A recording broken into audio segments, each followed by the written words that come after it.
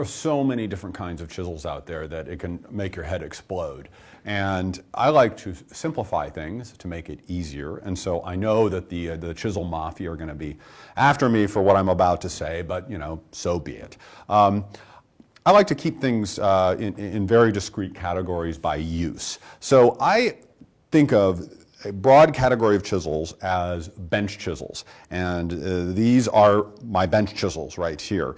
And they may have these bevels on the long edges, or they may not.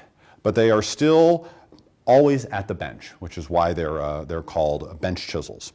And you use these all the time for all sorts of paring and light chopping chores.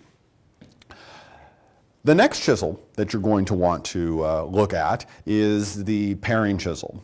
And the paring chisel is usually much wider than your bench chisels. 1.25 inches, 1.5 inches wide is a good place to start.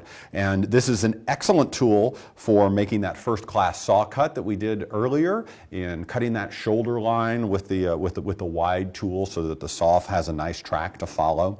And so this is the paring chisel is used there. It's also used for trimming plugs flush and any really kind of fine, delicate paring work. And so that's the paring chisel. You usually only need one. You don't need a whole set unless you're a collector.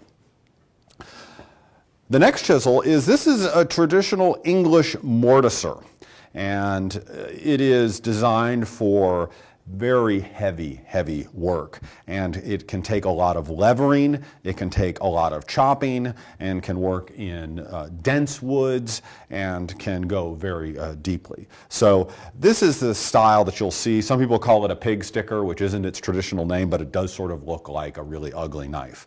But this is the traditional English mortising style of tool. There is a slightly lighter weight mortiser, and this is sometimes called a sash mortiser. And if you work primarily in softwoods, or you don't make a lot of really deep mortises, sash mortisers can be your friend. They're not as designed as much for the really deep mortises with a lot of levering, but they do work very well. You'll also find some really thin paring chisels in narrower widths and lengths. I don't see a lot of use for these, but you are going to see them in the catalogs, and so you might have a use for them. You might just like to have a whole set of them because they are pretty little tools, but I don't see a lot of use for these if you have one really wide paring chisel. Another chisel you'll see often is called the skew chisel, and this skew chisel has the proud part of the bevel up here on my left, and you'll also have chisels that have the proud part on the right. So you have a left skew chisel and a right skew chisel. And these are useful for cleaning up sockets in half-blind dovetails, and I actually don't use them for that very much, but I do end up using them for getting glue out of corners.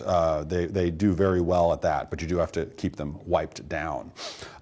This is a very inexpensive skew chisel. The last chisel I'll talk about that you'll see a lot of people like is called the butt chisel, and it's just a much shorter chisel, and has it can have any width of blade, but generally they're in the narrower widths. And the great thing about butt chisels is that they don't weigh as much, and they have nice balance, so that when you are knocking out dovetail waste, they're really handy for that. But you can use bench chisels. That's what I use.